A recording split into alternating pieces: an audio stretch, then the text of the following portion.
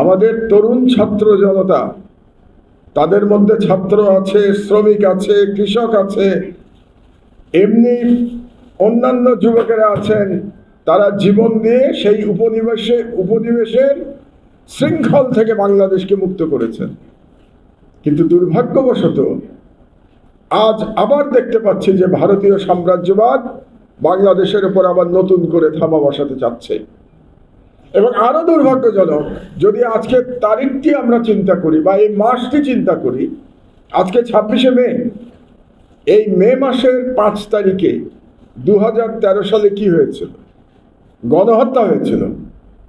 গণহত্যা চালানো হয়েছিল আলেম সমাজদের উপরে।